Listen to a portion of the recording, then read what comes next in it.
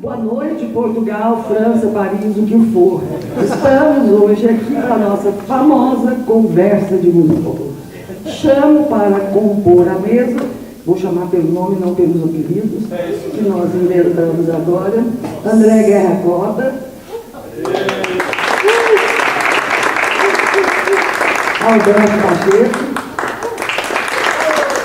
Rodrigo Pedro,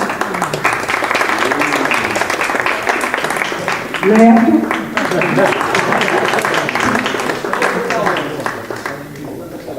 vocês quiserem sentar, David Kramer,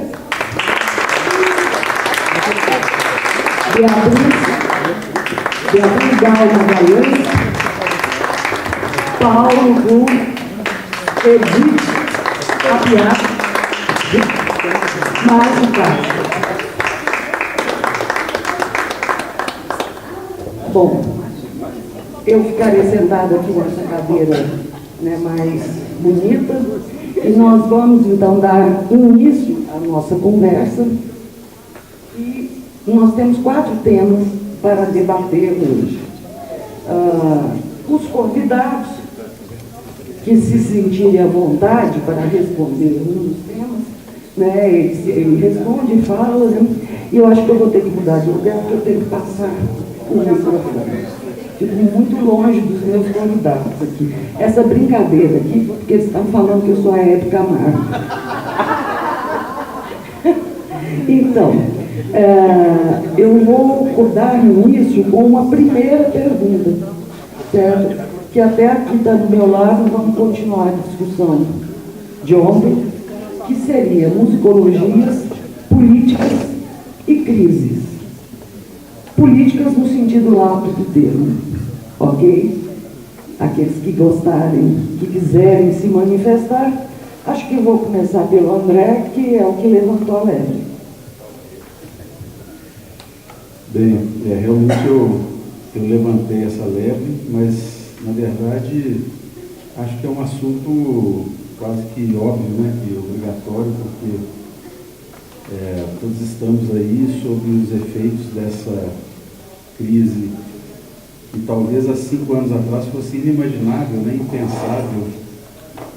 Acho que ninguém pensaria que pudéssemos retroceder tanto, né, que esse país pudesse retroceder tanto. E me preocupa a situação geral, porque é um sentimento que já está aí espalhado em outros países, em diversos setores, né? Mas é um sentimento mesmo de retrocesso. Vamos começar a falar pela própria política externa, né? Quer dizer, o Brasil era o protagonista, o Brasil estava participando de ações que iam, de fato, mudar a cena política e econômica, né, nesse século XXI, e num sentido muito positivo de construção do país, no sentido de autonomia, no sentido de ter, né, mais, digamos, né, participação, como dizia o chanceler, né, Celso Amorim, ativa e altiva, né, na cena mundial. E acho que isso aí, por mais que seja um tema aparentemente muito distante, né, da macropolítica, mas isso está diretamente ligado a tudo que nos afeta.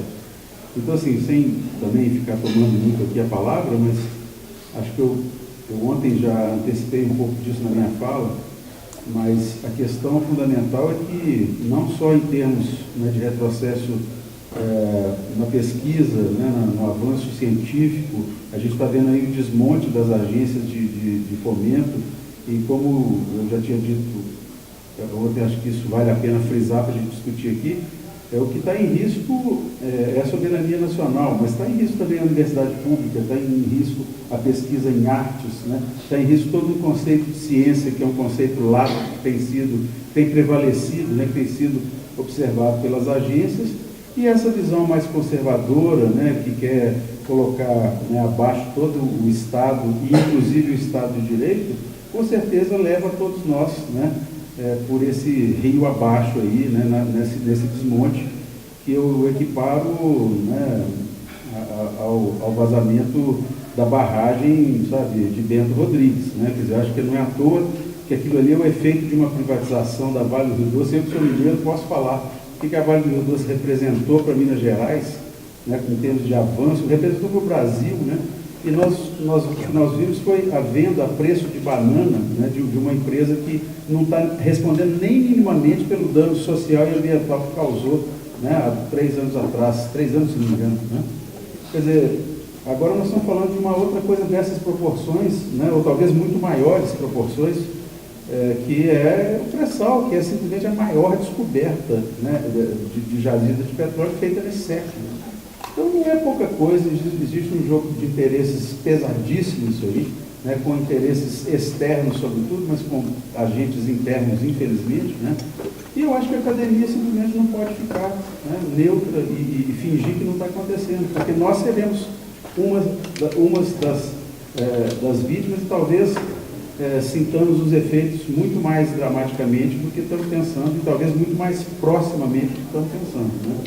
Então acho que para fechar, né, faz parte da nossa tarefa de uma musicologia crítica pensar a prática da música, mas pensar também a prática de pesquisa no sentido de desvendar, né, os elementos ideológicos que estão por trás de várias dessas práticas e dos discursos que estão permeando essas práticas, né?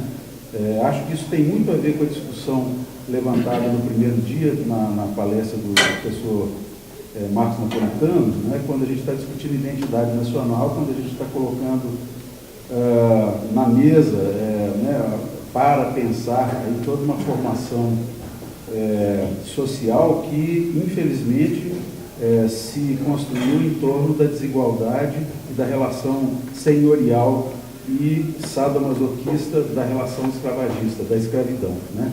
A pergunta é, até quando a escravidão vai existir nesse país, né? Porque, do ponto de vista de uma análise sociológica como a do Gessé de Souza, a escravidão ela nunca, de fato, foi abolida, né? E eu acho que isso faz parte da reflexão musicológica em vários sentidos. É uma discussão difícil, mas nós temos que levar, né? Eu vou fazer uma parte, porque eu sou uma debatedora que também faço intervenções e falas. Como a gente tem muitos professores de música aqui, temos alunos, quando a gente está na gestão, você percebe o quão frágil é a área de artes dentro da universidade. E da área de artes, na verdade, com a EMAC não acontece tanto, porque nós somos fundadores da universidade. Então, quando é necessário lançar a mão da tradição, a gente lança a mão e tem um respaldo, né, da reitoria. Mas, se as coisas caminham como a gente vê caminhando a passos largos para um processo de privatização, de todas as linguísticas, letras e artes, a mais prejudicada será a área de música. Porque o curso de música é um curso caro. É um curso caro e que não tem um retorno quantitativo, que é as marcas do MEC, CAP, CNPq, do retorno. Então, há que se pensar que isso atinge a todos nós, principalmente nós da área de música.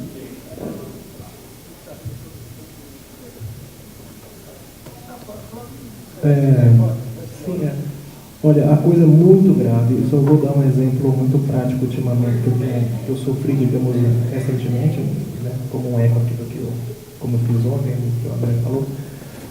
A coisa,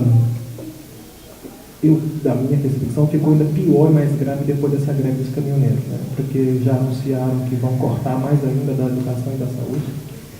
Eu não sei dizer se isso já é um reflexo, mas dentro da UFRJ eu tinha pedido bolsa de iniciação científica para alguns alunos e o resultado desse concurso, desse edital, sairia agora, semana passada, mais ou menos. E a reitoria mandou um recado dizer que não ia poder dar o resultado do edital, eles já têm, digamos, a classificação, mas não podem dar o resultado porque a CAPES, ou sei lá, não libera o número de bolsas que vão dar. Ou seja, é muito pior do que você dizer que foi cortado pela metade, né? É dizer, não sei, não sabemos, então o edital fica parado, ninguém vai, ninguém vem, e não se sabe quando vai sair, não se sabe que bolsas serão, quantas serão, se haverá bolsa. essa coisa dos caminhoneiros, essa greve toda, vai afetar a gente. Porque eles têm poder de barganha muito grande, né? E a questão que eu fiquei me levantando e levanto aqui com vocês, é que tipo de poder de barganha temos nós. Como você mesma disse, né? Nós que vamos barganhar com esse governo? Ou com os próximos governos? Porque os caminhoneiros têm que barganhar, né? Eles pararam o país e criou um clima de guerra nesse país, né? Pelo menos no Rio de Janeiro, a coisa foi assustadora. Os supermercados sem fruta e as pessoas desesperadas, né?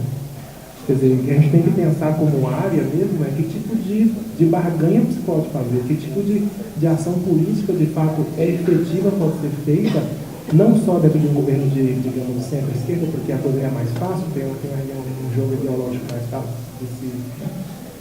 de interferir, mas a gente pode vir a ter um governo desliberal, ou de extrema-direita, inclusive. Como é que a gente vai se defender? É uma questão a se pensar já, né? Porque a coisa já está aí. E no nível básico das iniciações científicas. A gente sabe que sem iniciação científica, toda a pós-graduação fica sem chão. Ela fica sem chão, a base está ali, né? Enfim, essa pergunta é uma reflexão que a gente tem que fazer, não tem que ter resposta agora, nem sei se há resposta. A minha situação é bem diferente. Já passamos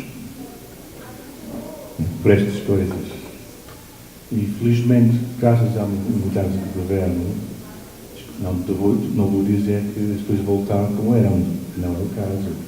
Continuamos absolutamente com grande precariedade entre os investigadores,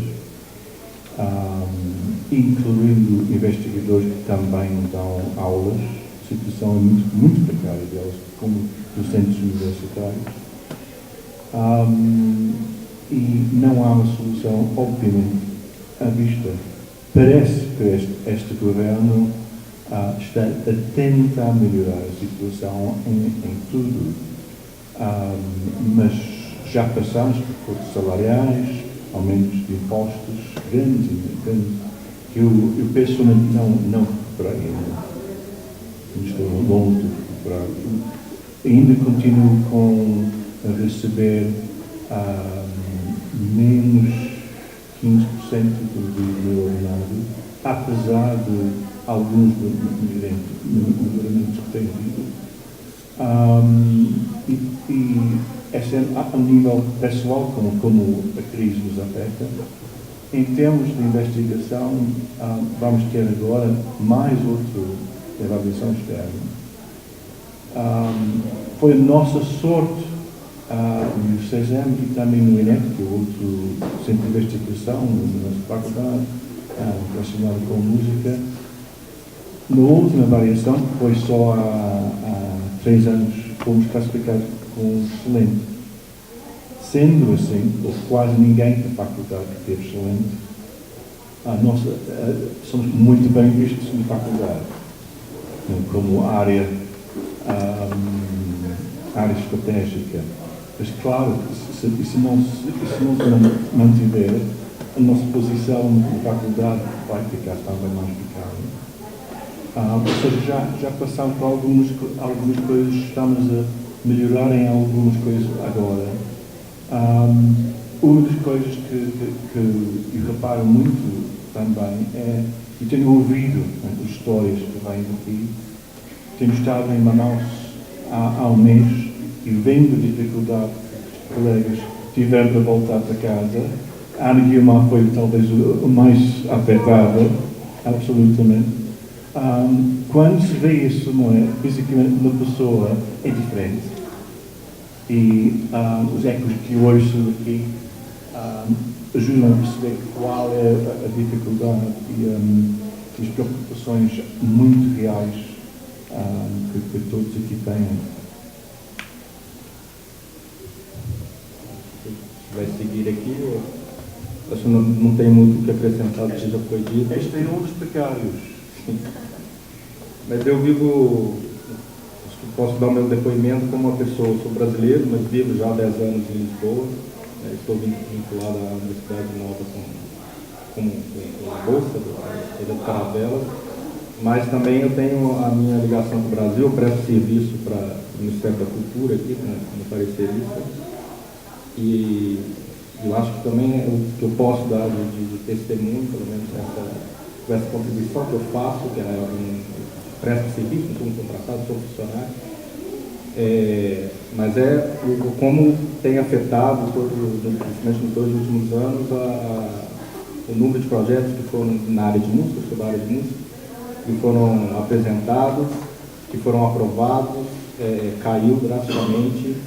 Há ainda um processo, o Ministério da Cultura ainda passa por um processo de organização muito complexo, muito complicado, desde da gestão dos próprios pareceristas, da gestão dos projetos, e eu acho que para quem tem principalmente trabalhos na performance, né, ou para gravação de disco, ou para concerto, circulação, qualquer esse tipo, eu vejo, e eu também já sempre eu usufruí já das leis de incentivo e tal, eu sinto como quase um desespero dos artistas tentando aí se beneficiar de alguma maneira. Você existem várias críticas relacionadas à Lei Rouanet, mas acaba que ela era um instrumento até então que muitos conseguiam produzir seus trabalhos e às vezes seu primeiro trabalho, seu primeiro disco, seu primeiro concerto, através desses mecanismos de incentivo. Então é muito preocupante e realmente assim, a gente não tem uma expectativa do que vai acontecer, se vai ter uma solução rápida. E o que eu espero, eu fico em Lisboa e vendo as notícias do caso do Brasil, com uma certa angústia, porque obviamente eu não estou aqui, mas acompanho tudo de lá e eu espero realmente que isso possa se resolver da melhor maneira possível e que nessa questão especificamente da lei de incentivo, que isso possa ter uma resolução também prática e rápida, porque o número de projetos, de festivais que dependem desse tipo de recurso está completamente comprometido. Tem vários que foram cancelados, que não vão ser realizados. Então isso é realmente uma grande perda para todos nós. Espero que esse quadro se mude. Não sei como, às vezes a gente fica com uma certa impotência, mas realmente o desejo é que isso melhore rapidamente. Antes do Jorge começar a falar, vou chamar aqui a Inês Martins, que está aqui. Por isso que estava essa cadeira aqui. Bem, Inês.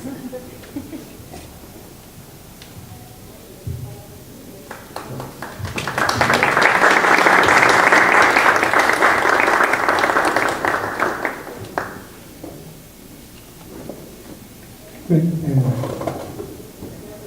eu vou tentar fazer um pequeno quadro do ensino dessa pergunta, né? É a musicologia e a educacional, né? Primeiro eu vou querer falar um pouquinho do que eu vejo que é essa crise bem rápido e passar pelo que está acontecendo na Universidade de São Paulo, que sempre é o laboratório dessas grandes transformações, porque ninguém pode se enganar. Se eles conseguem mudar a USP, o que eles farão com as menores, né? E depois da musicologia. Bem, para mim está muito claro, e eu concordo com o Chomsky, que nós estamos passando, e isso eu já vinha pensando há tempos, por um processo que o Florestan Fernandes chama de sequestro do Estado para que você continue mantendo estruturas oligárquicas vigentes e cada dia mais poderosas. Isso é um ponto. O outro ponto é a retomada do Brasil como um celeiro de exploração humana. Esse é outro ponto. Ou seja, a gente teve um momento de inclusão social, esse momento de inclusão social causou novas demandas de uma sociedade e retirou pessoas da pobreza, e é em cima do exército desses miseráveis que a mais-valia se faz no Brasil. Então nós estamos retomando um caminho que sempre foi muito comum nosso. Nós somos um celeiro de desigualdade porque o trabalho no Brasil tem que regular o trabalho do hemisfério norte. Ou seja, um trabalho no Brasil muito caro desequilibra lá também. A China agora crescendo, o preço do trabalho no Brasil tem que ser reduzido. Tá? Isso daí é o financismo mundial. O que a gente teve a ilusão é que as políticas progressistas, elas teriam também transformado essas elites. Não, elas não transformaram. elas estavam ali inertes, não é? Principalmente articuladas com a grande mídia, que a gente já sabe que seria natural. Fomos nós que caímos numa ilusão de que o progressismo estava consolidado. Ele não estava consolidado, não é? Alguns avanços ocorreram. Mas também não é também tão desastroso, porque essas forças, como a gente viu ontem na palestra da Isabel, algumas forças se organizaram, as periferias se organizaram, e pode ser que quando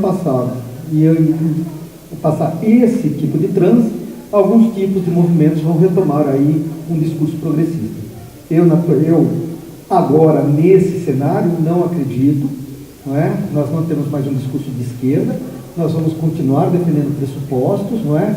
Mas o modelo de ocupação de poder, que foi feito pelo PT, isso a gente faz aqui uma autocrítica, sempre defendendo o PT, o modelo de ocupação de poder é um modelo que não se mostrou apto a dar continuidade às conquistas que foram feitas no campo progressista. Essa é uma coisa, né? Essa é a minha visão. O segundo ponto é a universidade. Dentro desse sistema de transformar o Brasil num celeiro de exploração humana, é evidentemente que as profissões vão ser todas tecnicizadas dentro de um pequeno espectro de atuação. Nós vamos agora intensificar a formação de profissionais para atuar em pequenos espaços, em pequenas críticas, para pequenos problemas. Médicos, dentistas, não se enganem, eles não vão ser feitos para resolver seus graves problemas. Eles vão ser feitos para aplicar pequenos protocolos, não é? Para que você seja mantido aí dentro de uma energia de trabalho mais ou menos razoável, não é? E que a gente não tenha grandes gastos com isso. É só você ver como está indo os planos de saúde e você vai percebendo que é isso que está acontecendo. Os planos de saúde vão sendo achatados, as especialidades vão sendo achatadas e a formação de advogados, médicos e por aí para baixo vai ser diminuída na sua capacidade de entender problemas complexos, né? Então a universidade está sendo transformada nisso. Como a universidade está sendo transformada nesse ambiente de pequenas técnicas, é evidentemente que um dos movimentos claros que vai ter que acontecer é acabar com o pesquisador lá dentro. E a USP tem feito isso, né? A USP tem restringido, principalmente quem entrou de 2013 para cá, e ela está tendo seu estágio probatório prorrogado ad infinito. E geralmente no final, depois de 10 anos que você fica no estágio probatório, você é reprovado. Você é reprovado. Bem, o Paulo sabe, não é?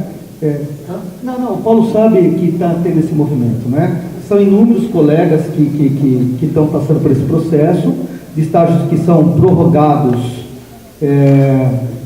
6, 8 anos, e depois eles recebem, né, uma reprovação por algum detalhe que está no seu... sabe essa coisa de pôr no relatório do estágio probatório? Ele poderia se dedicar mais a pensar o problema do araçá azul? Pronto, daí vem um parecerista que é treinado nessas... vocês sabem que a USP contratou uma empresa de fora para fazer o gerenciamento das suas finanças, da sua organização, da sua gestão. E aí algum tipo de professor orgânico, com aquele cara lá, o judeu que mata o judeu, como hoje mostrou, algum professor vai pegar o araçá azul e vai falar assim, tá vendo? Ele não tem condição de ser pesquisador. Indicamos que ele passe, perca porque não interessa a produção de conhecimento. O José Serra já tinha feito isso, tentar inibir áreas como informática e farmácia, e isso daí está sendo acontecido. Agora, na musicologia, o que eu vejo? Eu vejo aquilo exatamente que o Philip Bowman pôs em 1992. A musicologia é um ato político, mas em que medida? Na medida que nós possamos ter uma reação rápida a esses processos de crise e criar um sistema que seja de intervenção política para modificação social. Eu vejo a nossa musicologia ainda muito distante dos polos de transformação, como são as periferias de São Paulo, não é? Ou seja, potencializar os discursos locais para que essas pessoas possam tomar consciência do processo no qual elas vivem.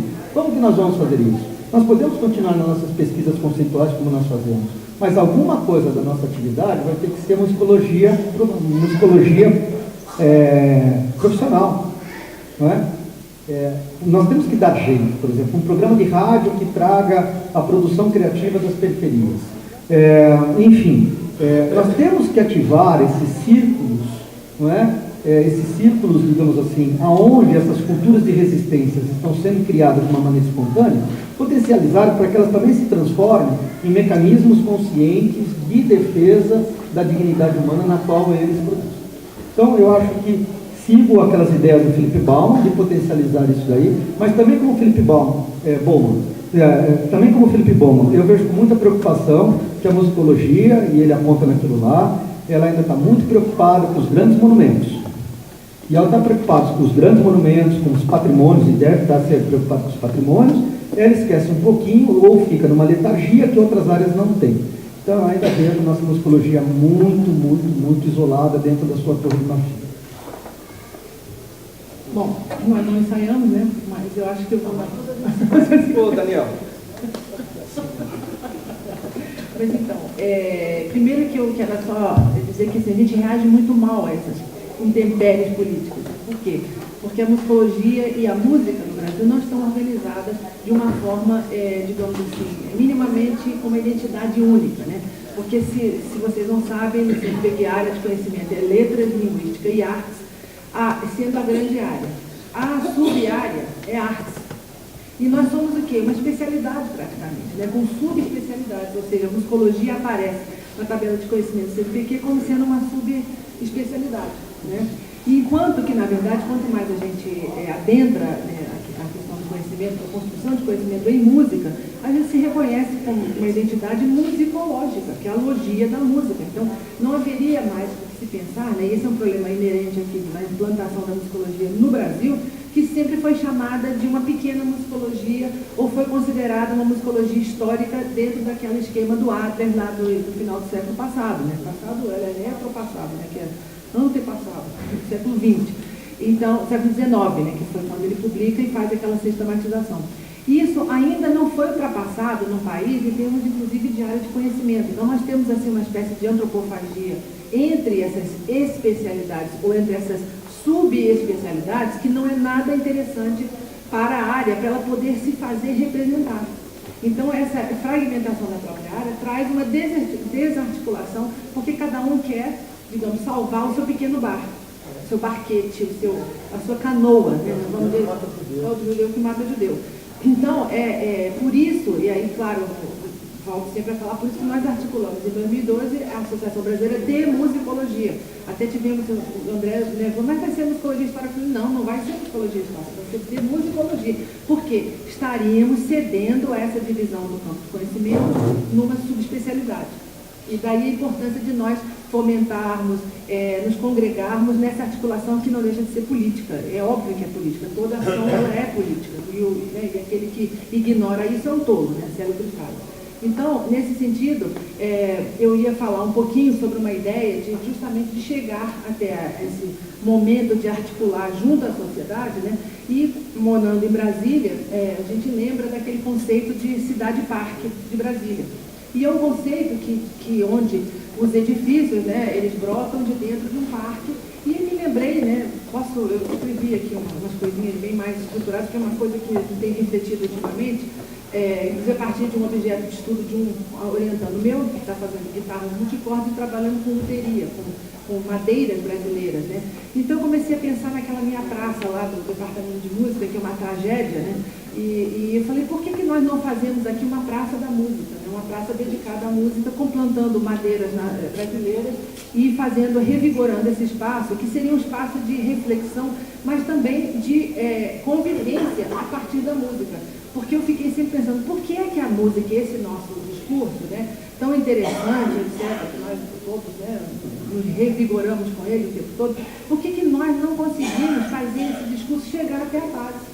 Aí vem a discussão, quem já preencheu o relatório Sucupira, né, da CAPES, como eu, né, sabemos muito bem o que é a inserção social, então vamos conversar sobre inserção social. A CAPES exige a inserção social, a visibilidade da nossa pesquisa. Já falei várias vezes, por favor, tragam os resultados de pesquisa filmados, né, para fazermos uma espécie de videoteca, né, porque muitas vezes a população não vai lá na biblioteca, mesmo com BDPD e todos os sistemas, né, de repositórios institucionais, eles não vão abrir o volume para ler, né, uma dissertação de 200 páginas, uma tese de 400 páginas, muito menos a mim.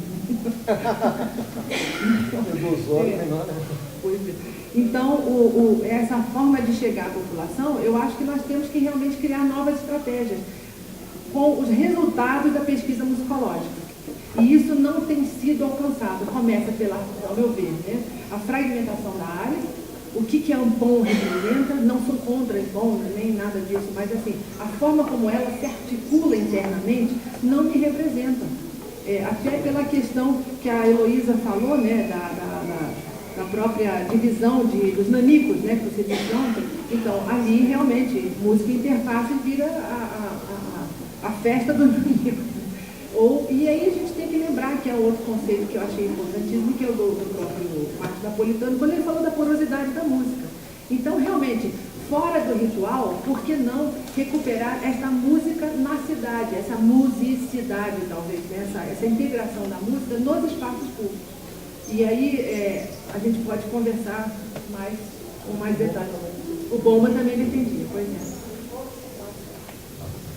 Eu acho que, aproveitando um pouco a sua carona, eu acho que são espaços de resistência variados. Né? O que eu vejo, só lembrando, o que eu vejo acontecer no Unicamp é uma tendência já antiga, por exemplo, no Instituto de Artes, os cursos de artes estão sendo mais ou menos desmontados aos poucos, com perda das especificidades do conhecimento mesmo, próprio do que é o artístico de cada uma das áreas, e tem um sonho antigo, não sei de quem, mas de criar um curso de produção cultural, como se fosse a área de artes. Né?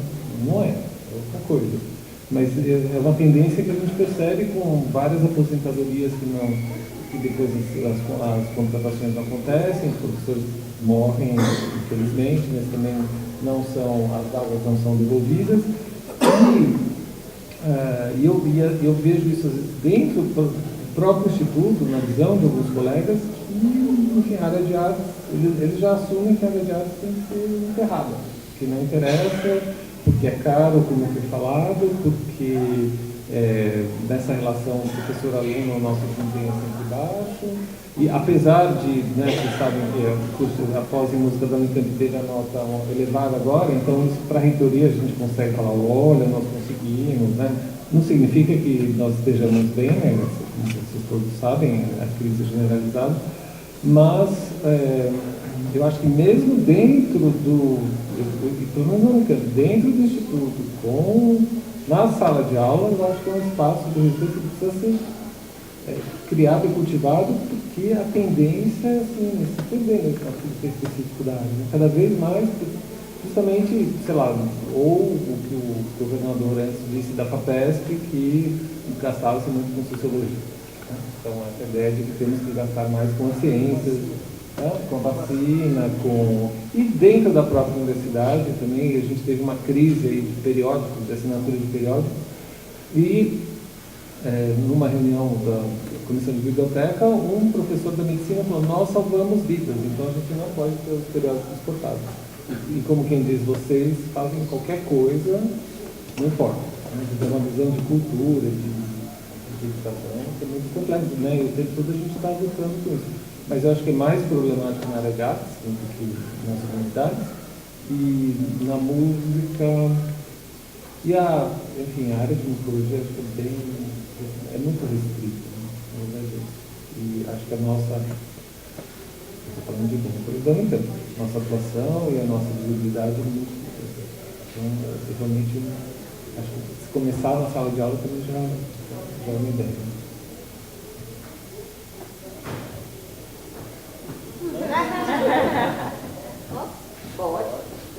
E agora eu começo. Bom, acho que todas as falas foram muito interessantes, sobra realmente muito pouco para dizer, mas uma coisa que eu acho que nós estamos apercebendo, e acho que na pergunta da Ana, acho que cabe também mais essa achega, é que nós, de uma certa forma, vamos aguentando tudo muito passivamente. E a primeira coisa que a gente tem aguentado é ser avaliado, né, por critérios verdadeiramente olímpicos, quando na verdade nos dão uma condição miserável para fazer pesquisa ou fazer educação.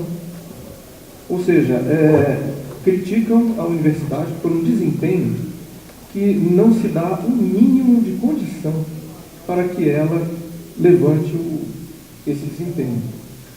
estávamos conversando com um dos convidados no evento lá que fizemos em Manaus, e alguns cursos estavam lá, com Robert Gerding, da Universidade da Northwestern de Chicago.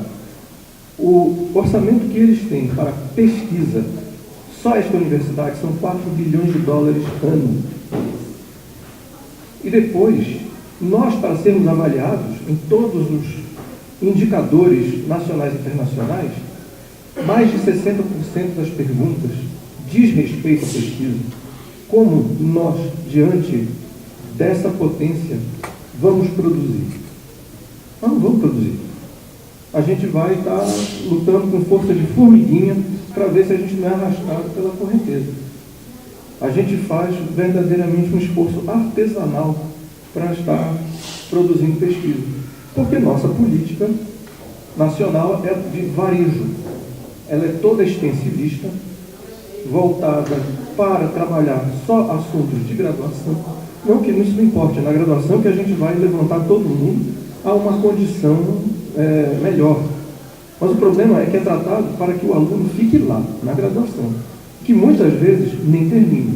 Como se quisessem que isso fosse diferente, essas políticas injetavam mais dinheiro visando formar, né, uma estabilidade maior dentro da universidade para toda a comunidade independente, que seja aluno de graduação, pesquisador, de pós-graduação, etc. Então, a primeira coisa que eu acho que a gente deve começar a se opor é contra as notas e os critérios que querem colocar, né, como rótulo em nós, sendo que não dão o mínimo para que nós desempenhemos aquela condição que eles acreditam que nós tenhamos sem recursos. Eu falo os 4 bilhões de dólares só de uma universidade, e nós já percebemos que isso é maior que o orçamento de muitas cidades brasileiras, que dirá de várias universidades reunidas para tudo, salários, custeio, etc. Então, e depois querem colocar a gente em um modelo comparativo com essas universidades. Olha, desculpa, mas isso daí já, né, ultrapassou até o bom senso, para não dizer que é completamente infame, né, fazer isso com a Universidade Pública Brasileira. Então, acho que começa de dentro. A gente tem que reformar isso. Depois é um problema que se desiguala ainda entre as áreas. A gente tem a linguística, letras e artes, como todo mundo sabe, está reunido dentro de uma mesma grande área. As humanidades todas juntas têm muito menos coordenadores de áreas do que as outras áreas que estão reunidas hoje nos outros 2 grandes colégios que foram criados. Ou seja, em todos os projetos, em tudo que houver de distribuição de verbas, já desse minguado orçamento, nós vamos sair perdendo. Sempre vamos sair perdendo. E vamos sair perdendo em batalhas, tanto diárias quanto batalhas regionais. Porque não há um critério de como, para onde avançar, em termos de pesquisa e colocação de recursos humanos no país. Então, essas discussões elas têm que ser feitas por nós, das universidades. Temos que tentar resolver esses problemas primeiro aqui dentro e mostrar a importância dessa ecologia de saberes, me apropriando aqui de um termo do Boaventura Souza Santos, mas é bem isso mesmo, para depois, então, a gente criar uma voz um pouco mais hegemônica de quem está cuidando de educação, de ciência nesse país, e começar a fazer uma frente política. Eu acho que nessa hora é importante a gente começar a conversar com os pares, dentro e fora da musicologia. Senão não vai ter saída, não.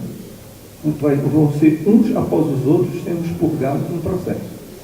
É o que eu estou sentindo nas falas de vocês e no que eu tenho visto por aí.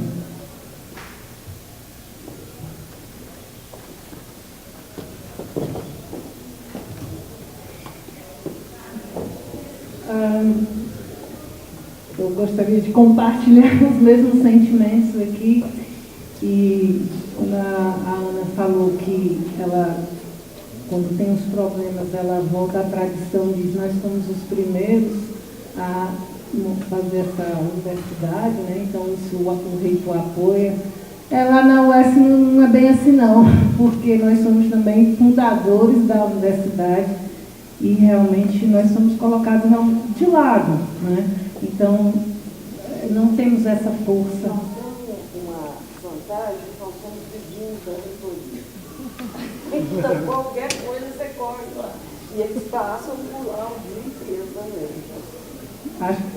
Estou me sentindo muito próxima, acontece isso também, mas infelizmente não está funcionando lá no Estado. E no nosso caso também há alguns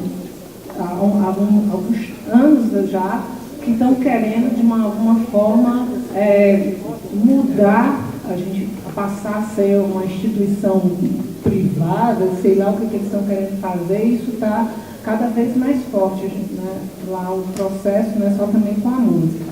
Mas eu me sinto uma jovem musicóloga aqui no meio, mesmo já tendo bastante tempo na universidade, e eu vim para esse encontro também, além de apresentar, claro, o meu trabalho, vim numa expectativa de ouvir. Né? E a primeira coisa que eu queria ressaltar, eu queria parabenizar, porque eu acho que isso tem a ver com esse tema, é a resistência, né? Eu fiquei com essa palavra muito forte na cabeça, desse congresso aqui, desse simpósio. Eu acho que ele já é mostra essa resistência da nossa área, né? Não só para aqui, para a universidade, mas não só para nós como musicólogos, mas também para o Brasil.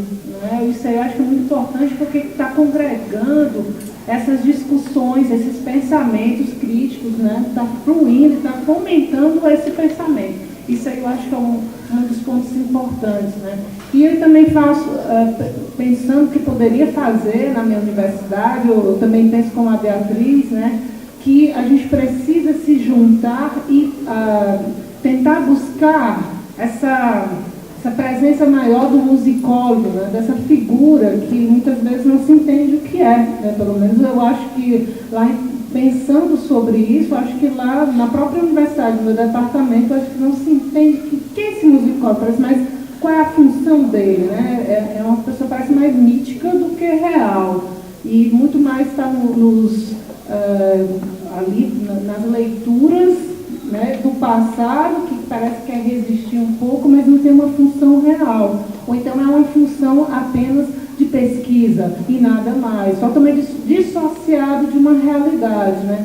E talvez isso que a gente esteja falando agora aqui, nesse momento de querer se juntar, de fazer a força, o jargão da união faz a força, eu acho que ele nunca é um jargão que se passa, ele é uma realidade. Por isso essa resistência que eu acho importante, por isso a importância de nós conversarmos e falarmos, mesmo que sejam as particularidades, mas também existe uma realidade que é conjunta. Né? Como ultrapassar, como a gente mostrar o que nós podemos fazer, quem nós somos, né? Atualizar esse quem nós somos, né? Através das nossas pesquisas, para que elas não fiquem realmente só no armário, na biblioteca, mas ela seja real, né? Que ela seja uma relação com a comunidade, que seja uma relação de um todo. Acho que a gente tem que ultrapassar isso daí, né? Para não ficar só aquela pesquisa, aquela coisa que essas pessoas que fazem algo que não se sabe o que é. Né? Então, eu vim com essa expectativa e é um pouco isso que eu acho que eu estou vivendo, esse momento de conversa, de troca, de viver essa resistência e ver o que é que eu também posso fazer, né, nessa renovação dessa musicologia da minha própria função e nessa função como um todo também. Bom, antes eu vou pular, eu sempre improviso um pouco nessa, então eu vou pular a segunda para passar para a terceira questões, porque eu acho que a terceira tem a ver com essa daqui. Mas nós falamos em estratégias, mas eu acho que acho que eu posso falar um pouco desses 8 anos e meio que eu estou na gestão, que eu não usei estratégias, eu usei táticas. Então, lembrando das táticas e estratégias do Michel Certeau. Essas táticas eram do cotidiano mesmo, assim, o reitor resolvia, mostrava no conselho universitário que ia ter um recurso a mais para quem tivesse um laboratório. Aí eu levantei o dedo e vou estar nessa comissão. Então, ele olhou para mim, não é o atual reitor, o antigo reitor, que é físico, muito amigo meu, com a cara assim, o que essa mulher vai fazer nessa coisa de laboratório? E tínhamos laboratórios da EMAC? Não. Tinha, acho que 1 ou 2, o Anselmo tinha um laboratório, E aí fizemos uma comissão de diretores, da qual eu fazia parte, e nós passamos a investigar todas as unidades para ver se tinha um laboratório mesmo, que estavam dizendo que tinha. O que eu fiz? Não tinha laboratório, não tinha espaço nessa época. Nós, quem está aqui vai lembrar, a sala 215, que era a sala que ele dá aula de musicologia, até eu não dou mais lá nessa sala. Então nós vamos transformar essa sala aqui num laboratório. Aí fizemos uma maquiagem nessa sala, e assim foi. Eu sei que nós temos hoje 20 laboratórios, 6 de música, 6 ou 7 de música, e o restante de artes da cena. Então eles vieram, fizeram a vistoria e acharam que era um laboratório. Eu não imaginei que eles iam achar. Depois disso, o que veio? Veio um pouquinho de recurso para comprar material, mas nós conseguimos, entre aspas, exigir que fossem feito mais um anexo na escola e terminasse todas as reformas dentro dessa questão do laboratório. Então, dentro dessas táticas, aí a outra questão é a divisão dos recursos da universidade, os modelos de alocação de verba e alocação de modelo. Eu também levanto minha mão, eu estou nessa. E é difícil essa, porque é muito matemático. Muitas vezes eu não entendo nada que está acontecendo ali, né? E aí tem que levar, o Léo é um dos que fala, Léo, decifra isso aqui para mim. Nós estamos sendo prejudicados ou não? Certo? Beneficiados, a gente nunca é. Mas a gente pode lutar para ser um pouco menos prejudicado. Então, eu acho que muitas dessas pequenas táticas, todos nós, ou como coordenadores de pós-graduação, ou como diretores de escola, ou como laboratórios, a gente precisa exercer essa arte que o brasileiro tem das táticas. E que nós muitas vezes não fazemos esses pequenos movimentos, que não são as grandes estratégias para mudar, que a gente vê que não vai funcionar nesse momento, mas tentar mudar, minar a situação com essas pequenas táticas. Não, é que você tem toda a razão. Eu, por exemplo, mudei a minha tática, saí da faculdade de música. Eu acho que essa falta de reconhecimento, todo mundo está falando da musicologia dentro, é porque a gente é muito uterino dentro da música, sabe? Então o musicólogo fica ali muito preocupado com a questão da música, com os projetos de patrimonialização, tudo bem. Quando eu passei por uma faculdade que não era da música, eu vi o quanto eu me potencializei, entendeu? O quanto eu podia trabalhar, o quanto eu podia fazer, o quanto eu podia intervir, o quanto eu podia ir para a comunidade. Saiu o fantasma da história da música, de ter que brigar até mesmo com um companheiro que dava aula de instrumento, que dava aula de orelhada, né, na tradição oral, e que se incomodava muito quando um aluno trazia uma interpretação do Scarlatti, que não era aquela lá que ele tinha como verdade induzida. Então, você tem razão. Acho que o primeiro momento é mudar de tática na música. E ter coragem. Né? Eu não fiz essa mudança só porque eu queria ter uma nova musicologia. Era também por ter uma vida muito difícil dentro do departamento de música. Mas depois que eu saí do departamento de música, as coisas se iluminaram. Posso aqui fazer o meu testemunho como um bom templo pentecostal.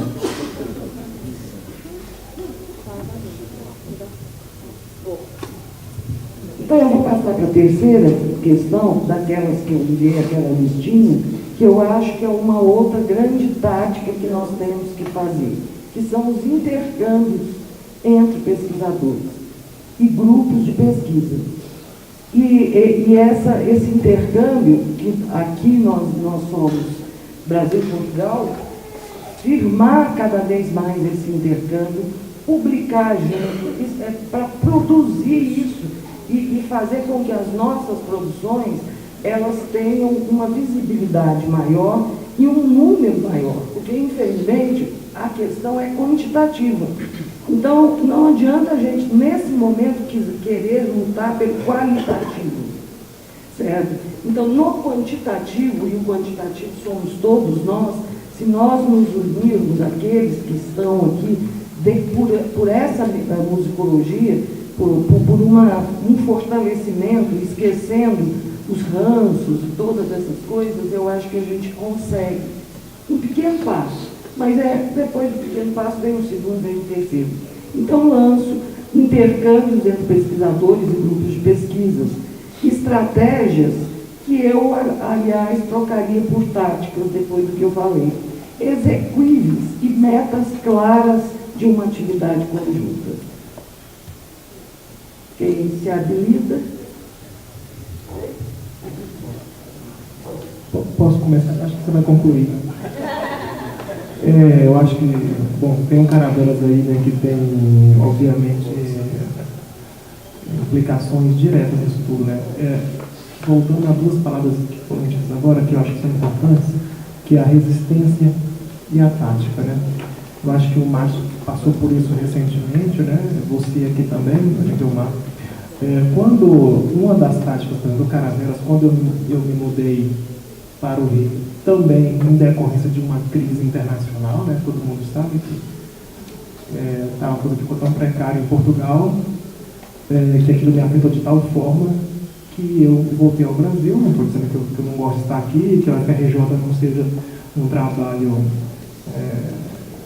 fantástico, que eu não tenho nada a dizer, mas enfim, essa crise afeta e afetou o Caravelas e a mim próprio, enfim, né? Vários pesquisadores que deixaram de estar com a gente em Portugal por falta de recursos, etc. E quando eu vim para cá e veio a ideia de fazer um polo Caravelas, né, no Brasil, isso era uma tática, porque eu já previa, né, a gente já previa dificuldades financeiras, né, e a gente queria estreitar laços, e a estratégia foi criar um polo aqui que desse possibilidade da gente conseguir, digamos, financiamentos brasileiros para fomentar o intercâmbio, porque Portugal na época estava passando pelo auge da crise e o Brasil ainda não. Infelizmente, inverteu, e agora o Polo Caravelas não tem nenhum financiamento. Nós fizemos agora, mas aí eu fiquei matutando muito sobre isso, né, e pensei, meu Deus, a coisa é quantitativa. Se a gente não, e concordo com você, as pessoas vão olhar os números daqui a pouco, ainda mais essas pessoas que não são da área, elas não vão saber se aquela publicação é boa ou não. Elas estão ali, são pessoas, às vezes, de áreas que não conhecem minimamente a nossa especificidade.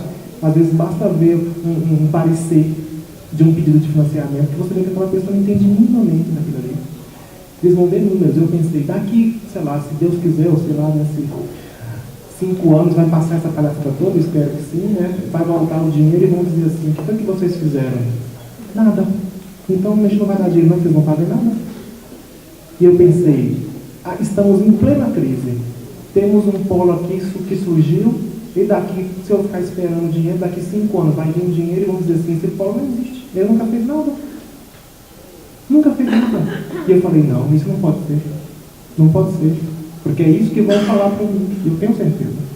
E aí, né, a gente insistiu, e o Polo Caravelas, isso é um exemplo, né, de intercâmbio, continuou, e a gente manteve 2 eventos, né, que foi a gente, digamos assim, o Polo, digamos, foi o principal organizador, mas é sempre uma parceria, né, mas foi assim, digamos, que foi ao simpósio de José Maurício, né, que muita gente aqui teve lá, que foi sem nenhum dinheiro, a não ser do meu próprio bolso, inclusive. E depois, mais recentemente, com todo mundo bancando a sua própria ida, eu acho que todo mundo entendeu a importância, né? Não só pela efeméride, que não ia voltar, ninguém aqui vai ver mais essa efeméride, os 200 anos, ninguém vai ver, talvez os 300, né? Com certeza, os 300, mas os 350 eu acho que já não, né? E as pessoas foram, e eu entendi que era um ataque, que era possível. Eu falei, é possível, porque senão depois vai ser usado contra nós, não fazer nada, né? E agora, mais recentemente, o simpósio, o segundo Congresso Internacional da Língua Portuguesa e Música, que foi a mesma coisa. A única verba que a gente recebeu foi que a diretora da escola nos pagou um banner. Falou assim, está muito bonita, tudo maravilhoso, o que a gente pode te oferecer é um banner. E eu falei, tá ótimo, um banner. fica lindo lá nas fotos que vai depois dizer para a gente faz coisas hoje. São táticas, assim, realmente táticas de resistência, porque não há outro nome. Não há outro nome, não há nada. Esse simpósio também foi a mesma coisa, não há dinheiro para nada. As pessoas que foram lá foram mesmo, e muitas não foram porque é impossível, né? A minha consciência é essa, a gente está fazendo isso pensando no futuro. E quem sabe daqui a 3 anos seja diferente, a gente vai ter que lutar para que seja, né? Mas ficar parado, chorando e esperando melhora, não vai ser pior. Então é resistência e tática mesmo. Nesse momento é resistência política e tática diária. Então, e esse evento já é uma resistência aqui em Goiás, né? Bom, então, e com isso, eu acho que essa coisa do intercâmbio também é muito importante, porque a internacionalização também é tática para dizer depois, viu, nós não estamos aqui centrados nos nossos próprios umbigos, fechadinhos, fazendo musiquinha em casa, não. Nós estamos antenados e ligados com o mundo. E há pessoas lá fora fazendo coisas como a gente, conversando com a gente. Então isso também é uma tática. A internacionalização também é uma tática. Aliás, falando em tática, e sendo bem pé no chão, tirando a USP, a Unicamp, é muito difícil a internacionalização no Brasil no nível de ciência. O que para nós, com a música, não é tão difícil. Então, essa tática da internacionalização via música, porque nós temos um produto nas mãos, que é muito vendido simbolicamente e financeiramente, só que nós não sabemos muito bem explorar isso daí. Então, trazer um grande físico da Europa ou dos Estados Unidos para vir para o UFG, isso é muito difícil. Trazer um biólogo, alguma coisa, que, tirando a USP e algumas universidades, é muito difícil. Mas, para nós, não é. Então, nós precisamos começar a pensar nisso. Que a gente tem um produto na mão, que é um produto que permeia a sociedade, que é poroso e que a gente pode explorar melhor.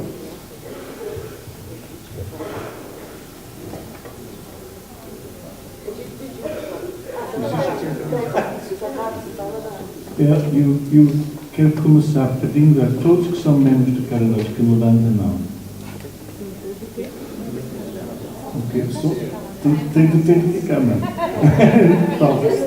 Isso é importante perceber, não é? Porque há aqui muitas pessoas que já são membros do Caradoc. O Caradoc foi inventado há mais de 10 anos na minha cozinha. Um jantar convívio com o Alberto e comigo. E uma das coisas mais importantes no Caravelas é que não há dinheiro. Por princípio, não há dinheiro. Ninguém é pago por nada. Temos um bolseiro neste momento, ou seja, não é pago pelo Caravelas, mas pelo CESAM. Isso tem sido muito importante. Existe um site onde nós, não já o número qual paga o domínio anualmente, e outro o servidor do nosso bolso, e assim é que é. E assim é que queremos que continue. Agora, conseguimos muito em 10 anos.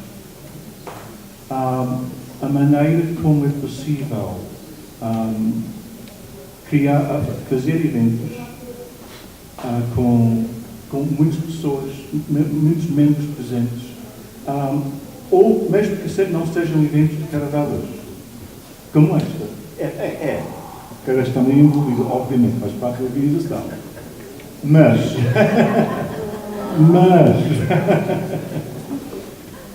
eu lembro, uma das razões para esta colaboração que agora temos é que reparámos que há 3, 4 anos que havia tantos membros de Caravelas presentes que fazia sentido, não é? Também temos um evento em Lisboa em setembro, para celebrar os 10 anos do Caravelas. Tivemos uma resposta muito boa. E eu não sei quantos é que vão ter de pagar por seu próprio bolso, vindo daqui, porque eu sei que vai ser muito difícil arranjar os dinheiros. Mas há um ambiente que nós criamos de solidariedade, o que permite termos reuniões regulares, formais ou informais, permite fazer projetos em comum. Agora existe um projeto de história temática de Portugal e Brasil, em 7 volumes, não de cada delas, mas de Cézanne, mas 100 de cada delas. Isso nunca tinha sido possível. Já houve um livro que foi feito em comum entre os colegas em Portugal e no Brasil, sobre Marcos de Portugal, no 350 anos dele. Está outro a caminho, muito lentamente, sobre David Pérez, em que contamos com bastantes colaboradores do Brasil, não só em Portugal, apesar de Pérez nunca ter vindo aqui. E com certeza que vai haver outras iniciativas. Foi aquela edição e-book que o Guilherme Goldberg em Pelotas organizou, em que vários de nós pertencem ao grupo dele. Sim, os vários atos dos congressos carregados, todos, há sempre atas. Exatamente, há uma edição conjunto sobre jornalismo que está a sair do evento que tivemos no ano passado, e assim em diante. Portanto, há muito que se pode fazer sem dinheiro.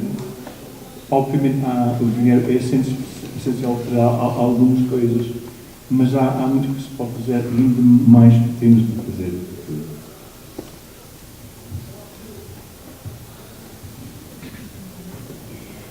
Quando foi agora há pouco, eu fiquei um pouco constrangida de falar quanto a essas questões políticas, porque eu não sinto que vim de um lugar privilegiado em Portugal. Eu não tinha uma situação que eu considero privilegiada. Saí de uma situação como bolseiro ou bolsista. Eu tinha um tipo de, seria o equivalente a designado na Universidade de Aveiro, e não sinto que tinha uma situação privilegiada. Ao contrário, aqui na UFMG, aqui, salvo seja, Brasil, o UFMG, eu me sinto sim numa situação muito privilegiada. E quando eu ouço os meus colegas, eu sinto que ainda estou numa situação mais privilegiada do que aquela de alguns dos colegas. Eu falo porque eu sinto da parte institucional uma receptividade e um lado humano institucional. Falo de uma reitoria, falo de todo um corpo, né, de funcionamento na UFMG, que é realmente, antes de tudo, humano. Ele olha humanamente para muitas questões, e atualmente temos uma reitora que vem das ciências humanas também, das letras, então é claro que tem uma série de fatores que condicionam. E, por exemplo, com política interna, eles decidiram que uma das últimas coisas a cortar seriam bolsas, em detrimento de muitos sacrifícios que eles organicamente têm que fazer. Bom, onde eu queria chegar, por exemplo, saiu há muito pouco tempo, e com muitas coisas aqui, o que vem da nossa herança portuguesa, infelizmente, as coisas saem muito em cima da hora. Então, às vezes saem decisões, por exemplo, de atualizações de sistemas de financiamento muito em cima da hora. Um deles, que eu não sei se alguém está aqui da direção da pós-graduação, Beatriz ainda está? Não, dessa parte, que foi o chamado CAP Sprint, e que tem a ver com a política de internacionalização. Isto era para linkar com isso. Na verdade, eu não queria falar de política, nem desse, mas vai linkar exatamente com essa parte.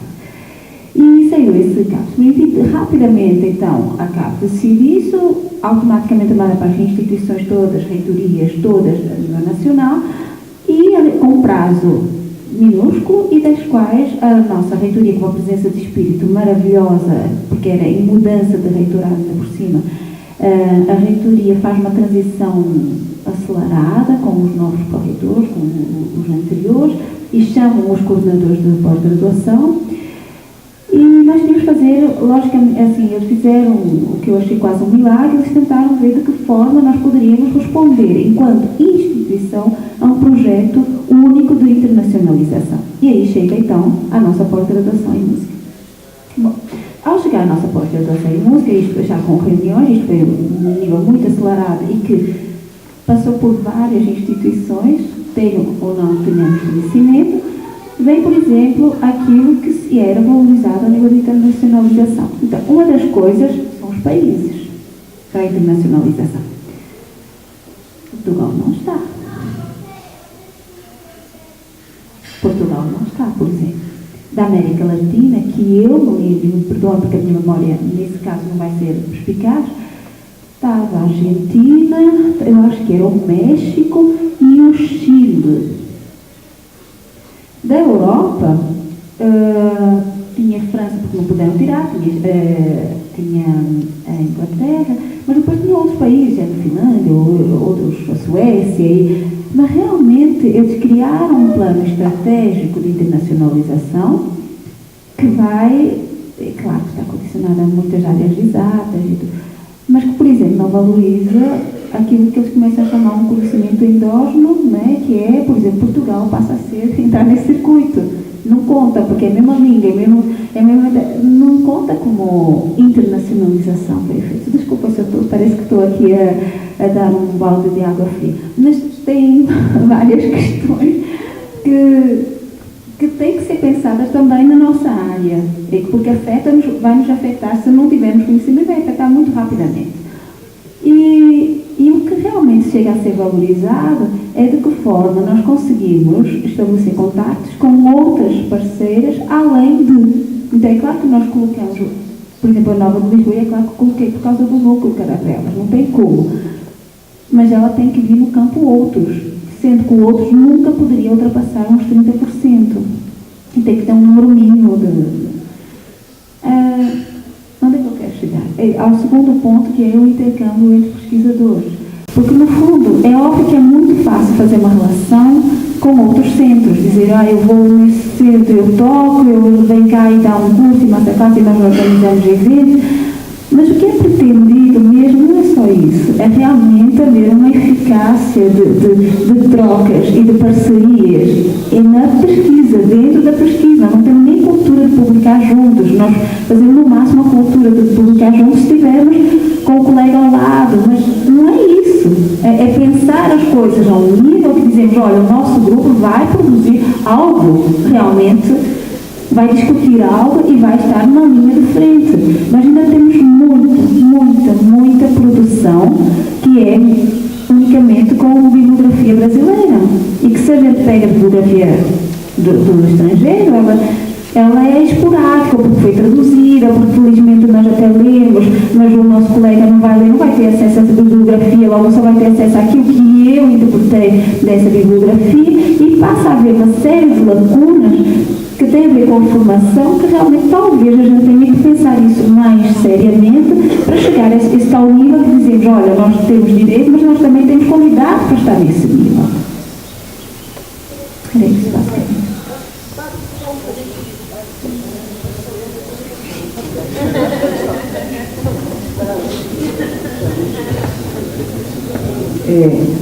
Pensando a internacionalização durante esses anos,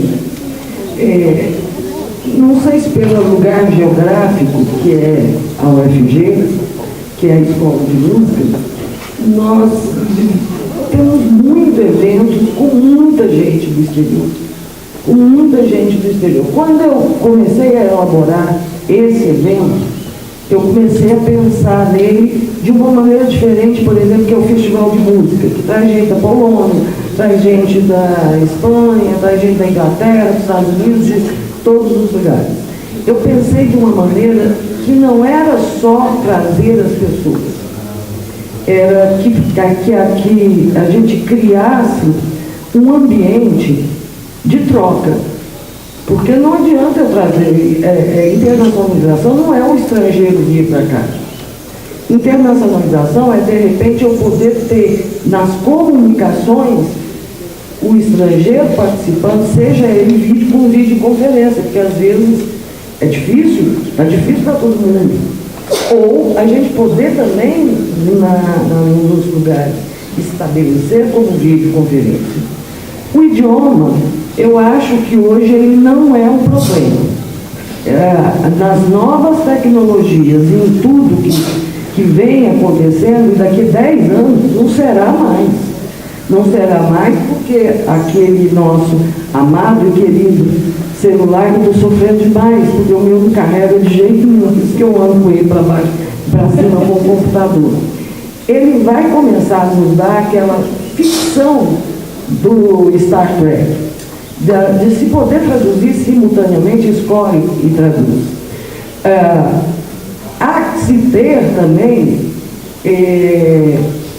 um certo rigor e um certo amor pela língua portuguesa. Porque se qualquer um de nós vai ao exterior, parece que nós temos a obrigação de saber fazer outro idioma.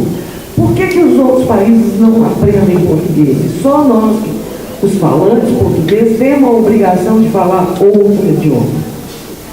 Então, eu acho que essa construção identitária em torno do português é importante, mas nas táticas estratégicas, se é necessário fazer em inglês, fazer no que for,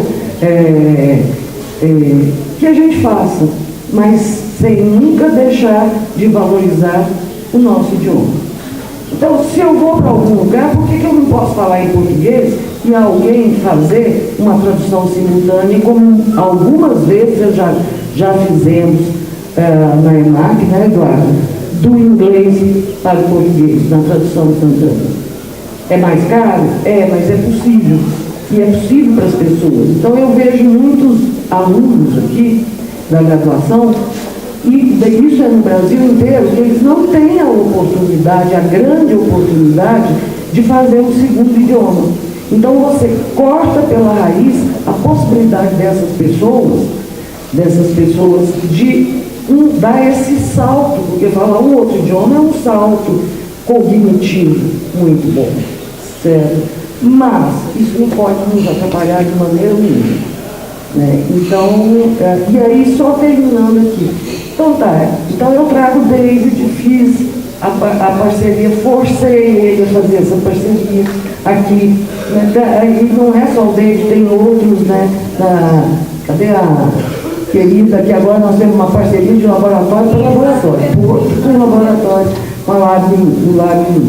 Por quê? Porque é no contato e na afetividade que você estabelece as parcerias. É nisso que a gente estabelece. E nisso você precisa de tempo. Você não pode, não é um evento, é 1, 2, 3. É o princípio da diplomacia. É o princípio da diplomacia. Eu vou falar uma questão mais genérica que tem a ver com, digamos, estratégias assim, endógenas. Porque, na verdade, nós temos muitas ferramentas que nós não usamos. Quais seriam elas? Para as quais, inclusive, nós somos pagas já para fazê-las. Na questão psicológica, essa questão de trabalho em equipe, como você falou, a criação desses eventos, essas amarrações com os laboratórios de pesquisa, etc., nós não temos ainda, por exemplo, toda uma normalização que a gente precisa dentro da área. Então, aí eu estou dizendo questões afetas à área da ciência da informação, por exemplo. Qual é a terminologia musical que eu vi que vocês fizeram uma mesa do projeto sanfona, por exemplo? E isso é uma coisa extremamente importante, porque não há uma terminologia consagrada. E essa consagração, ela se dá através de estruturas, digamos, institucionais muito claras. Quais são as estruturas institucionais muito claras? É uma normalização via Biblioteca Nacional, via o IBIT, ou seja, que é o instituto que normaliza isso. Nós não sequer estabelecemos no Brasil uma terminologia comum. Nós não temos um léxico comum. Um pesquisador como os brasileiros que somos, né, estudamos alguns na Europa, outros nos Estados Unidos, mas na minha escola se fala assim, na minha escola se desenvolve dessa forma. Então, aí a própria valorização da língua, mas a língua franca, que nós devemos falar entre nós, enquanto músicos e músicos, nós não temos esse estabelecimento desse léxico, né? e da área, exatamente. Então, isso, a começar também, como vocês falaram, o musicólogo não é uma profissão reconhecida pela tabela de profissões do Brasil. Então, uma questão estratégica, que é a Associação Brasileira de Musicologia, quantos aqui são a gente então, na verdade, é uma brincadeira, mas enfim, uma das propostas também é esta de indicar e fazer todo o trâmite institucional para que a profissão de musicólogo seja reconhecida na tabela de profissões. Nós não temos esse também, tem maestro, regente, enfim, compositor de trilha, mas não tem a profissão de musicólogo.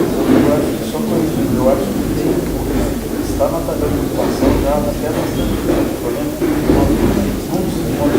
fora, na época da vida que eu estava, eu lembro que um dos colegas chegou a essa informação. O problema é que a única função reconhecida é a edição de partidas. Exato. Então nós precisamos inserir esse profissional nessa, digamos assim, em vários concursos. Por exemplo, no Ministério da Cultura, eu vejo que há vários editais para profissionais que pedem um antropólogo, mas trabalhar na área de música, ou um sociólogo para trabalhar na área de música. Não há um reconhecimento de um musicólogo para trabalhar na área de música. Então aí nós estamos perdendo terreno. Então, essas ferramentas, digamos, endógenas, né, que nós precisamos tornar visíveis, nós precisamos, inclusive, trabalhar nelas. Outro ponto que é uma lacuna tremenda é a bibliografia, como a gente falou. Eu concordo plenamente, a gente promoveu um livro organizado por ela, excelente, né, que é uma testemunha dessa possibilidade de trabalho em equipe. Mas, por exemplo, aí vocês já sabem, não temos uma história da música brasileira. Embora Portugal esteja discutindo esse espaço luso-brasileiro, que é muito salutar, mas como fazer isso se nós nem equacionamos o espaço local, o espaço nacional? Nós não discutimos isso internamente, nós não sabemos trabalhar em equipe. O próprio grau de palista, que é a história da música ocidental, que é usado em muitos cursos de história da música, se você pegar lá o expediente daquele livro, foram feitos por um corpo de musicológico enorme. Tem lá 50 nomes, talvez, entendeu? Dos quais se destacam os editores-chefes, que é o Groucho e o Palista. O Grove, do dicionário, enfim, a gente pode enumerar aqui uma quantidade de exemplos, né? Outro ponto terrível, teoria da música. Quem é que trabalha com, se eu pegar qualquer professor aqui, vai dizer quais são os livros básicos que vocês, inclusive no vestibular do UNB, né? O Bourguignon Met, que, segundo consta, é uma versão de um pequeno tratado que circula na Europa de Leste, no país atrás da cortina de ferro, né? Os países tchecos, etc. E que não existe um livro, texto feito, como é que é o nome do outro? É o Roy Harris, uma coisa assim, que é uma coisa extremamente simplista. Pois é, uma coisa extremamente simplista que nada mais é do que uma introdução à teoria da música. Que você vai aprender claves, vai aprender... Pois é, mas não é uma... vai ter tudo a introdução à teoria musical. Cadê os nossos teóricos, compositores, para promover a publicação de textos originais? Porque o que quando vocês falam, mas não está sendo feito, tá? Sendo aí o gerúndio é terrível, entendeu? Tem que ser feito, já deveria ter sido feito há muitos anos atrás, né? Então, a outra questão é que essa internacionalização, então, não se dá simplesmente, digamos assim, trazendo, ela também é levando. E o que é levando? Isso que vai realmente legitimar o país, o seu discurso no exterior, é construir um conhecimento local. Eu tenho um panorama, por exemplo, de correntes da filosofia, né, que pega desde a Babilônia até os chineses, é um negócio incrível, de mapeamento de correntes filosóficas. Você encontra lá o Paulo Freire. Você encontra pouquíssimos brasileiros que realmente influenciaram o conhecimento universal. Então, nós precisamos criar uma teoria nossa, a partir dos nossos pressupostos decolonialistas e etc., pós-colonialistas, para nós podermos construir uma identidade, porque não é uma questão só de língua, é o que nós levamos como conhecimento do exterior. Então não é só o diálogo com o exterior, é o diálogo no exterior. Então há uma língua que tem que ser falada e ela tem que ser entendida, e com os nossos objetos de estudo, mas melhor consagrado, melhor construído, para que a gente leve alguma coisa construída e bem estabelecida, mais endógena, que tem a nossa cara. Nossa, tanta coisa importante. Alguém está anotando?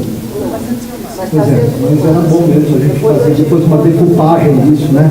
É verdade, foi uma decupagem disso para a gente começar a pensar e ser projetos de pesquisa. Eu queria começar com uma coisa que a Ana Guiomar falou, e que eu tenho conversado muito com o professor Mário, né? O professor Mário de Carvalho. A gente foi no Congresso de Sociologia da Música, na Hamburg, extremamente caro, trouxe gente do mundo inteiro, todo mundo falando inglês, ninguém entendendo ninguém. Até o ponto que um professor quer fazer um comentário sobre o Hegel, professor alemão, o maior especialista em Hegel, na casa do Hegel, nós estávamos na casa do Hegel, com o maior especialista em Hegel, pedindo para o homem falar em alemão, em inglês. Ele, no último dia, ele era o palestrante que fechava, ele tem um ataque típico alemão, bate na mesa e fala assim: eu me recuso a continuar esse esforço bizarro. Não tem como eu explicar o Hegel em inglês que eu tenho. Eu vou continuar em alemão. Né? Isso é uma coisa muito importante que foi dito. O professor Mário também ficou muito irritado e disse: nós trouxemos textos muito bons, mas o nosso inglês é pobre para explicar o nosso pensamento. É pobre para explicar o nosso pensamento. Né? Então, como que a gente vai resolver essas questões?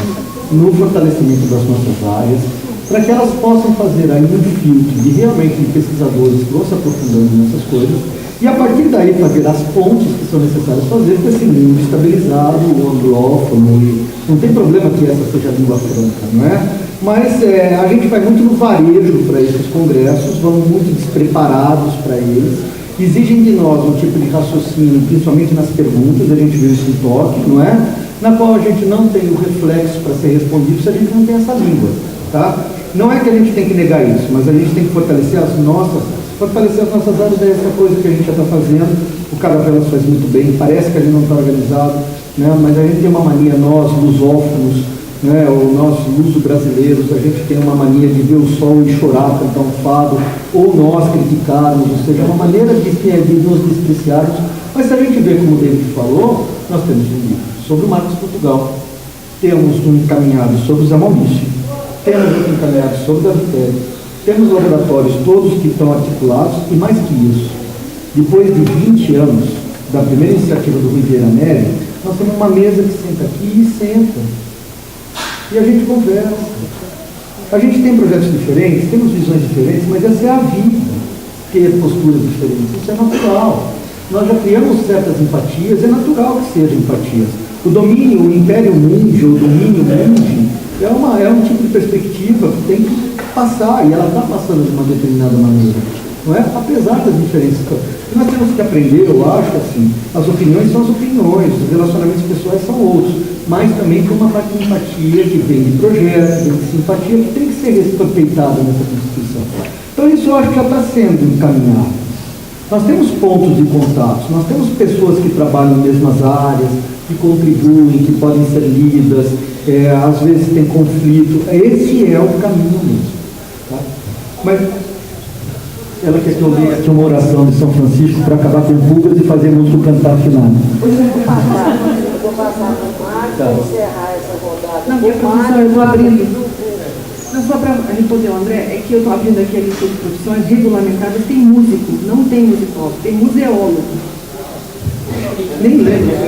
Já tem essa publicação aqui. Rapidinho. Só respondendo a Edith.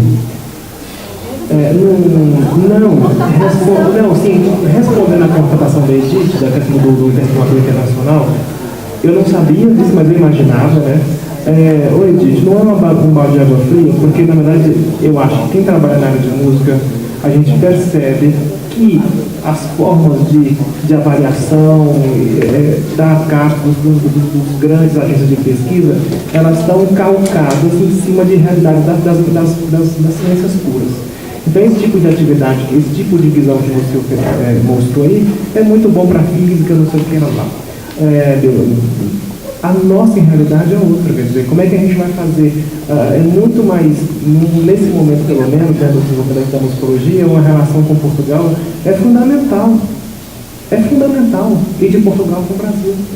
Percebe? Então, assim, a gente não tem que aceitar como audiografia, a gente tem que ver como é que eles entendem a coisa e como é que a gente vai ter que dizer a eles que eles estão errados. No nosso caso, apesar de eu reconhecer e sempre digo no Brasil, digo para os colegas, que a gente tem que a gente agora tem que começar a pensar, não começar, mas a gente devia pensar e devemos pensar nisso, de quais são as relações. E a gente faz, né? Quais são as relações dessa música com as outras músicas, né? Que tipo, é impossível não falar também, não falar da Itália, não falar de Nápoles, não falar de uma série de coisas, né? Que a gente pode e deve chamar atenção e criar parcerias, mas a gente tem. Quer dizer, a gente tem parceiros talvez na Itália, nós temos parceiros, estou querendo lembrar do Giorgio Momari, que está sempre com a gente, quer dizer, a gente tem que sim chamar a atenção e mostrar a eles que não é bem assim. Mas que é uma relação internacional importante, relevante para a nossa área, a relação Brasil-Portugal, isso é inegável. E assim como é na história, assim como é na literatura, assim como é numa série de outras atividades, que é impossível, é ridículo a Carlos fazer de conta que isso não é relevante. E aí, é uma tática manter e dizer a eles que estão errados. Assim como dizer que está errado, quando quer que a gente publique, por exemplo, em alguns. A gente quer publicações, exatamente é isso, né? Quer publicações desse tipo, mas a gente não temos tantos periódicos assim, com essas características.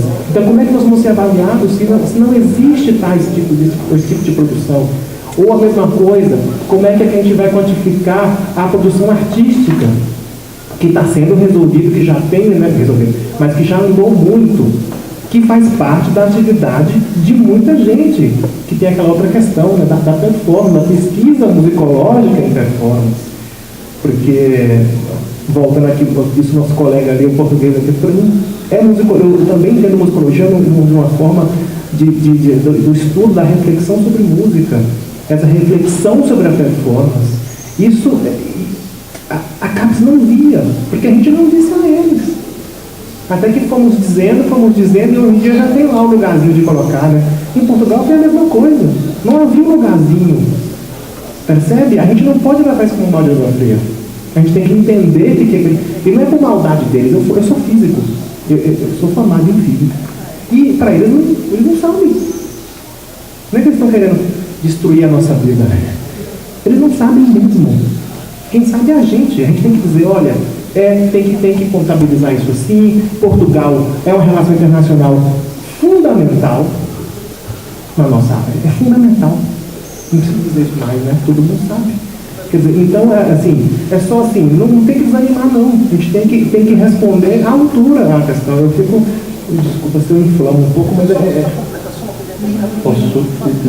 A nossa faculdade de Ciências Sociais e Humanas, a produção científica é sobretudo em capítulos de livro. Não é artigos.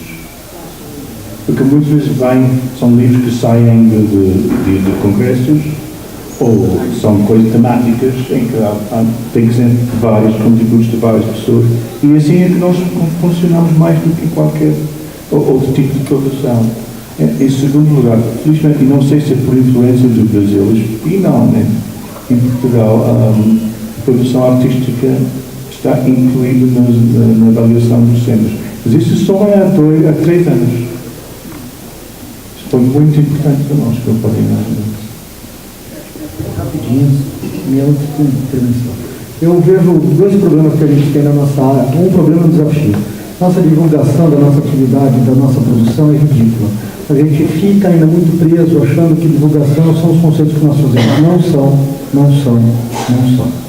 Tá? Áreas bastante reconhecidas e com bastante verbas estão cada dia mais inventando novas formas de fazer divulgação científica. Você imagina um núcleo de pesquisa de câncer indo para um bar explicar para as pessoas que estão lá como se faz pesquisa? Eles estão fazendo isso. E isso daí é um impacto muito grande midiático. Outra coisa, eles estão apresentando laboratórios, resultados da pesquisa, sempre de uma maneira que possa virar conhecimento vulgarizado. Grande parte da energia de laboratórios muito bem financiados, tem uma parte, tem esse bolsista sustentação, que transforma em mídia comunicativa, aquilo que eles estão fazendo em alto nível, porque precisa ter visibilidade. a nossa visibilidade, nós somos ingênuos achar que nós levamos um conceito lá, isso daí é divulgação. Isso pode ser extensão, isso é muito agradável, isso é a nossa natureza, tudo bem, inocência. A outra questão, desafio. Desafio que nós temos. Nós já criamos várias pontes. Criamos uma ponte Cadlac, não é? Nós estamos inseridos pelo menos parece que estamos inseridos no universo latino-americano. Não estamos. Não estamos. Os hispanos não têm a menor perspectiva de fazer nenhum intercâmbio com a gente, apenas de maneira individual. Não estamos. Eles não querem escutar o que nós fazemos. Nós representamos um perigo muito grande para a América Latina, porque nós produzimos doutorados e mestrandos, doutores e mestrandos em série. Isso significa um desequilíbrio de poder muito grande, e o que está em jogo é a representatividade na AMS. Eles não têm a menor perspectiva de abrir as portas para nós. Não tem. Uma das soluções é fortalecer uma AMS lusófona. É assim, sim. É assim, sim. Uma das nossas... É assim porque eu participo do círculo mais íntimo dessa discussão. O mais íntimo. Né? Uma das soluções é nós fortalecermos uma AMS, representação da AMS lusófona. Mas daí também Portugal quer ter uma relação ibérica. Né? Não é que nós temos que advogar por uma saída da LAC, a gente precisa continuar na LAC e insistir que os intercâmbios de projetos de pesquisa se ativem, que argentinos e uruguaios assistam nossas conferências. Eles não assistem, eles não vão, eles não querem, eles não se abrem. Português para eles é que nem japonês. Eles nos veem como imperialistas. Eles sentem que nós podemos, porque isso aconteceu na IASP. A hora que os brasileiros entraram, eles dominaram. Eles dominaram, porque é natural isso. Nós temos muitos doutores, nós temos muita gente graduada, nós temos muita possibilidade de ir para lá. Perto dos outros países nós somos ricos. Então, isso é um desafio, não é sair da lá, é criar cada dia mais essas pontes para que a gente possa circular. Né? E depois começar a pensar na IMS lusófona. Ou íbero. Posso usar espanhol se alguém Eu já tenho. Só, muito rapidinho, mas é só também um testemunho.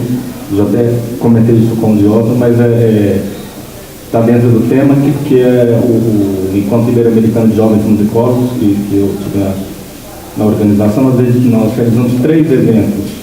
2 em Portugal e 1 na Espanha, o último foi em Sevilha.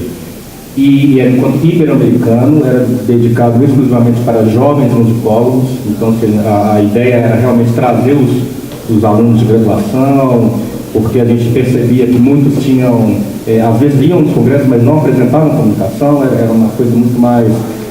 E isso para demonstrar que também esse lado, acho que eu estou numa posição meio do limbo, não sou professor da universidade, mas enquanto nós éramos todos estudantes, nós nos organizamos, inspirados na Jovem Associação de Musicologia da Espanha. Então foi um evento organizado por estudantes, também sem dinheiro. O primeiro foi praticamente com muito esforço que a gente realizou. A gente teve uma média nos 3 eventos de 120 participantes, que é muito. E tivemos pessoas de 13 países, medicamente 13 países participantes, inclusive latino-americanos. E não existia, pelo menos no Ibero-Americano, não acontecia isso. Nós tínhamos a participação, falamos nesse congresso, principalmente, havia eles estavam lá todos, a língua português era uma das línguas oficiais, assim, quem não falava nem espanhol nem inglês participou do evento na Espanha. E é só mais para poder deixar isso claro que assim, é possível também fazer alguma coisa desde que somos alunos, desde que pretendemos ser musicólogos, né, que estamos aí em curso de graduação, pensamos fazer um mestrado, um doutorado, e é possível fazer essa situação, ter um impacto internacional. Esse ano era para ter realizado a 4ª edição, a gente está meio suspenso, porque a organização, cada um tem outros interesses, a gente está vendo como que vai fazer se vai passar essa organização para outras pessoas, para outros jovens alunos, que é um projeto que eu acho que é importante. mas eu não poderia deixar de pelo menos, demonstrar isso. Eu acho que assim, é possível, sim, reunir não só dos países lusófonos também, porque a gente só fala de Portugal e Brasil, e temos que incluir outros, inclusive é um dos objetivos do simpósio do Caravela desse ano. Então, eu acho que, e quando também a gente tem contato com a Ibero-América, eu acho que isso também pode se tornar uma coisa mais interessante e mais ampla. Né? A minha pode dar um belo testemunho disso. Da experiência. Podemos. Ontem nós rimos, contando isso, eu e Magda contando a história, poderia, mas nós choramos de rir disso. Bom, eu vou abrir para a plateia, para a assembleia aqui. Nós temos 20 minutos só, então eu tenho a impressão que as duas outras questões que nós pensamos ficaram prejudicadas, porque as duas primeiras foram muito instigantes. Então eu vou abrir para a plateia a Heloísa Helena. Sem Helena. Desculpa, a Heloísa Valente, desculpa. Senadora. Pediu a palavra. Pode ser daqui mesmo? Pode ser, levanta só que projeta a sua voz. Bom, eu sou chata aqui, embora seja mais bonita do que chato. Bom, o final do debate se direcionou mais para as relações Brasil-Portugal, etc. Eu queria voltar antes a coisas muito mais perturbadoras. E aqui eu me vejo uma comunidade extremamente simpática, acolhedora, competente, né? Mas é como se fosse quase uma confraria. Porque se eu vejo, vou levar em conta por onde eu transito. Cuidado com a palavra confraria. Pois é. Anselmo chegou. Chegou? Melhor.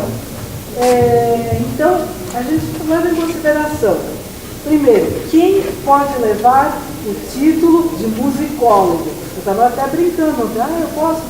O Heron, que não tem formação em música, ele pode ser musicólogo, dependendo de certos critérios, sim ou não. Né? Nos nossos locais de trabalho, a gente sabe também que tem um instrumentista que está na universidade, ele dá as suas aulas, mas ele não tem projeto de pesquisa musicológica, ele quer tocar e dar as aulas que ele tem, que o contrato de trabalho é assim.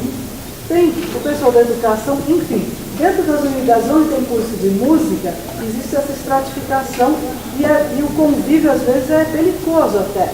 Né? Eu não convivo com isso diretamente, mas eu sei de um colega meu, por exemplo, concursado, e querendo pedir demissão para não aumentar a pressão.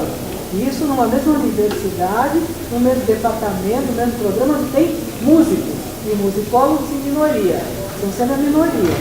Onde eu atuo, por exemplo, trabalho também em musicologia? Sim, de outro jeito. Mas eu sou musicóloga? Bem, alguns aqui dizem que sim, outros dirão que não, porque o meu diploma é diferente. Né? Então a gente tem esse tipo. Por aí já começa uma dificuldade. Aí vocês falaram sobre a língua portuguesa. Acho maravilhoso, estou de acordo, mas tem que ser assim um bloco de resistência, mas sem deixar de encarar a realidade. Como se tivesse um casamento oficial e o amante. Né? Então, esse oficial vai falar inglês em determinados locais, o que a gente quer é isso aqui, na verdade. Outra coisa, não vamos, totalmente de acordo com você, Alberto, a gente tem que ficar propondo projetos, mesmo sabendo como os meus colegas de administração, vendo o que foi atendido pelo CNPq. Foram 2 bolsas no não sei quantas modalidades. Mas a gente tem que mostrar que está pedindo várias coisas estão sendo pedidas. Não está sendo atendido, está sendo reconhecido o mérito e não está sendo atendido. Mas existe. Então eu estou tendo um trabalho imenso, dias, semanas, meses, equipe, não sei o que, orçamento, para saber que eu vou receber um não. Mas também é assim, mas como que ele está tornando produto? Produz sozinho, sem financiamento, o que pode. Mas cuidado também aqui, se a gente faz tudo sem financiamento nenhum, então para que financiamento? E já parece que a gente tem vários elementos aqui de idealismo, de necessidade de vontade, em contraposição com isso da realidade dura.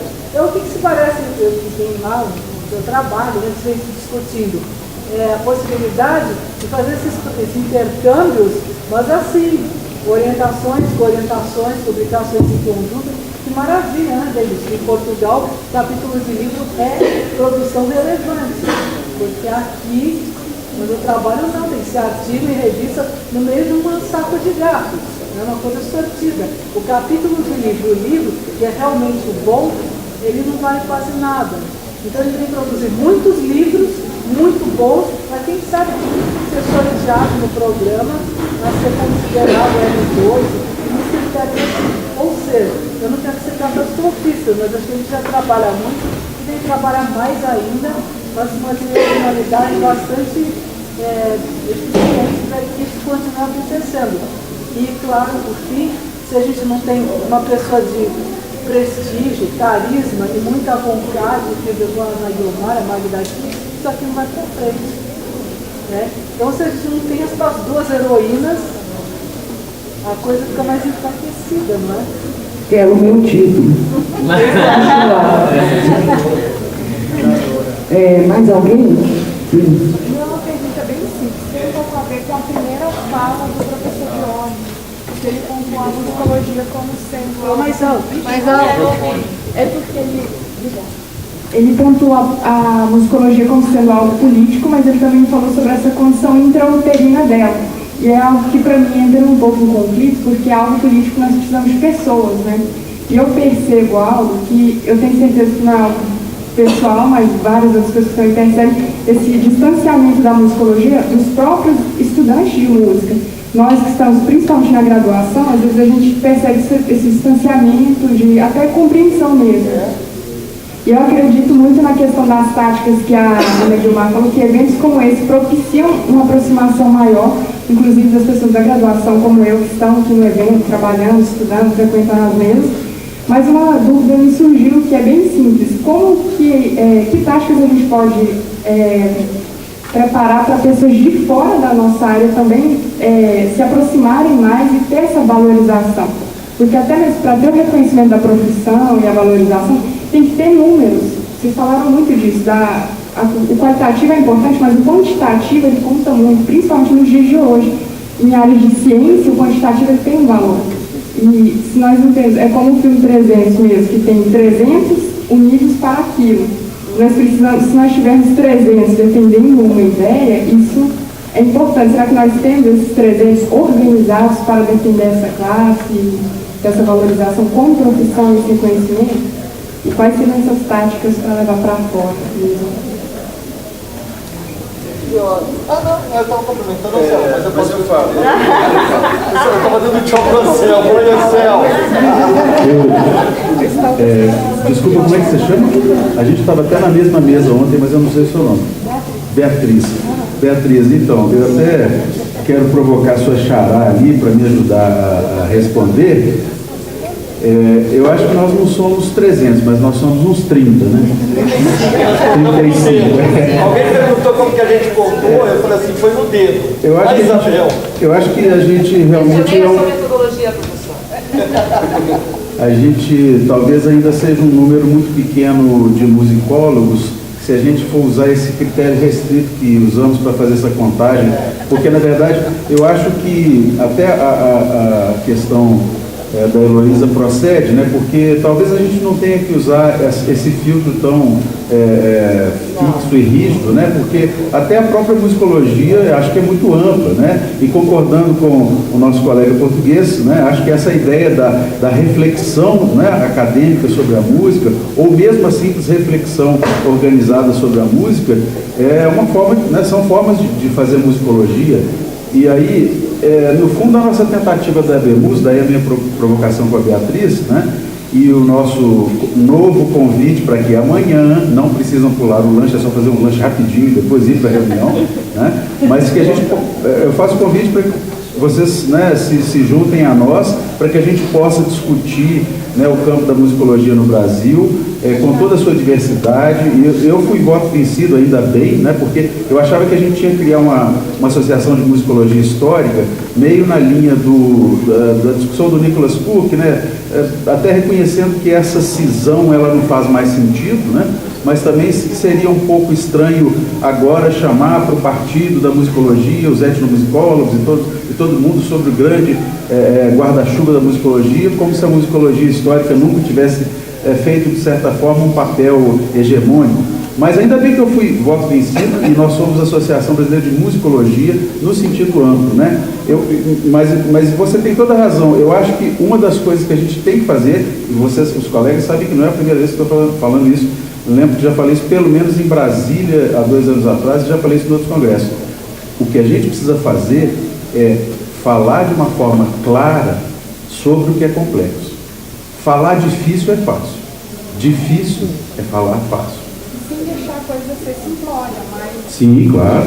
Né? Mas eu acho que o exercício de aproximação, talvez, que a gente tenha que fazer é saber tratar dessas coisas num nível de complexidade que elas exigem, mas também sem perder o referencial de que a linguagem tem que ser clara, tem que ser direta, e também aproveitar esses momentos, né, para quebrar as barreiras institucionais, hierárquicas e tal, e tentar fazer esse contato.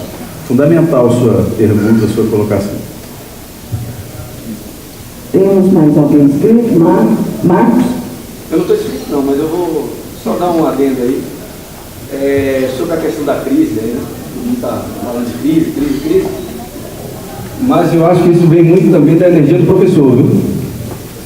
Vem muito da energia do professor, porque às vezes você está dentro de um departamento onde você quer fazer alguma coisa e às vezes seu colega não está muito animado não, ele quer só receber o salário dele no final do mês e ir embora, que já está bom, porque ele já quebrou muita cabeça, ou já tem percepção. Eu, há 10 anos, fiz o convênio com o curso de graduação de lá de Alagoas com Portugal. Tem 10 anos que a gente fez um convênio com o Instituto Piaget. Durante esses 10 anos, a gente fez 9 eventos, a gente está indo para o 9º. Tem muito testemunho aí que já viu lá o processo da JPMB. O que acontece lá? É diálogo. A gente dialoga com os pares que às vezes a gente não procura. São as bandas de música, são os músicos populares, sem perder a questão da ciência, porque a gente faz mesa dialogando com a educação, a gente chama um sociólogo, a gente chama um representante da área da educação, a gente chama a parte política, que é a reitoria, a gente chama sempre o pró-reitor, e a gente tem uma média assim, de 500 participantes, onde a gente paga todas as passagens, todas as hospedagens de todos os convidados, em média são 10, 15 pessoas.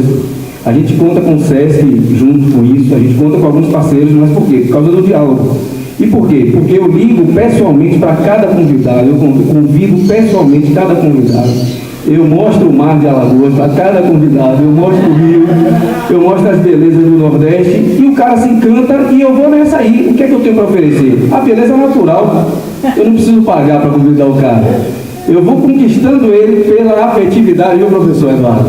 Que vai ser o nosso próximo parceiro, porque Évora acaba de assinar um convênio de cidades irmãs com o Penedo, onde vai ser a nossa próxima jornada pedagógica e vocês estão lá abertos para a comunidade. Então, assim, dinheiro a gente vai atrás. Esse ano a gente tem um orçamento que a gente nunca teve. A gente nunca teve o orçamento que a gente teve esse ano. E a galera aí é testemunha do que eu sofri no ano passado. No ano passado foi 15 mil reais. Esse ano a gente conseguiu 120 mil. E não é só isso. A jornada pedagógica acabou de entrar no calendário oficial da Universidade Federal de Alagoas, aprovado pela reitoria. Então vamos esquecer crise, vamos trabalhar, que é mais importante. Mas aí eu vou fazer uma réplica rápida, sabendo que quantos minutos são? Segundos? Ele já está bom. Sim, mas então tá. Antes do fim, é o seguinte, Marcos, eu concordo com tudo que você disse, mas infelizmente a gente não pode julgar a crise para debaixo do tapete, não. Nós estamos numa crise. Eu vou aproveitar o gancho só para dizer o seguinte, enquanto a gente... que não é igual para todos, claro, mas assim, essa questão que o Neto levanta, e respeitando a posição dele, eu discordo um pouco, e eu vi que houve problemas em algumas sessões na RLAC ano passado, mas eu não acho que a postura tem que ser essa, entendeu? Acho que a postura tem que ser aberta, né? Nós temos que somar, né? Agora, de toda forma, assim, eu me lembro que na Ampom de 2012, que foi na Federal da Paraíba, havia vários pós-graduandos de países latino-americanos se inscrevendo e participando voluntariamente no congresso da Ampom. né, mostrando que uma política soberana e altiva, ela abre portas, ela faz com que as pessoas queiram vir participar e falar português e entender português. Então eu acho que a gente tem que superar essa crise, sim, voltar a ser um país soberano, altivo, ativo, inclusive em termos, né, diplomáticos aí, mostrar para o mundo que existe saída plural, né, pluralismo e diversidade. Aliás, é o tema do Congresso, né, do simpósio. Gente, muito obrigada a todos. Já está aqui o Danilo mostrando terminou. Agradeço, foi belíssimo na mesa. Agradeço a ação de direção de todos vocês, a presença de vocês. Obrigada.